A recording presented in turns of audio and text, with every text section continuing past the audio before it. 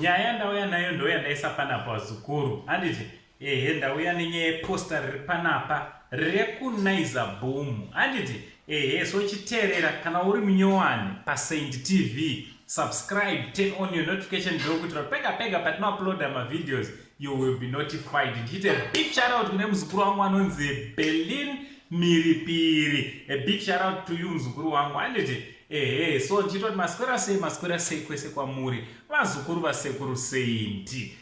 So vazukuru naiza boom ndo iri kupisa zvaiye zvino handiti aiwa iri kubvira no iri kubhebha handiti aiwa tinovashuvira kuti dai zvikaramba zvakadaro zvichienda mberi handiti so naiza boom musha wemakomedi iko kwana Jatuwero nana Dhimba nana Embrace Vovo handiti nadhafu dhafu ari kubvira wazukuru handiti she's the best dhafu ari ku iye dhafu anza shaikirwa nawamwene wake wazukuru chitoti nematambudziko handiti regai tabata maoko nematambudziko vamwene ndaamai so tinototi nematambudziko nekushayikirwa nemubereki handiti dai mweya wavo wazorora nerugare tichipfuurira mberi nenyaya yedu vane episode new episode riri kuuya old school rinonzi Simbiso.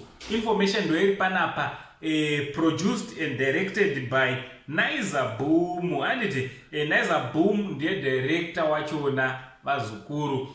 Mukaenda pachannel pavo pane vamwe vanoti havamuzive ane song yake yakamboipa yatikatombotaura panapa inonzi Mashuga Mami. Mukamunotsvaga munonomona ndiye Naiza Boom wachona ndiye director wachona.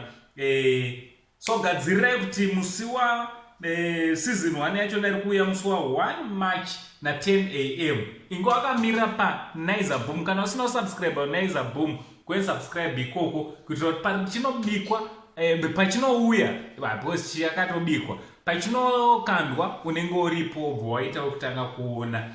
Aiwa vanogona ndofunga makaona engagement ring kubva ku1 kusvika ku12 here kuti aiva magetsi so hande futi tinoona from musi wa 1 March. Ndichakureminder futi from Uncle saying the only Zimbabwean uncle. Aiwa ina handina godo nyaya dzandouya nadzo dzakanaka nedzimwe dzine dzisina kunasira bo chibva tati much love.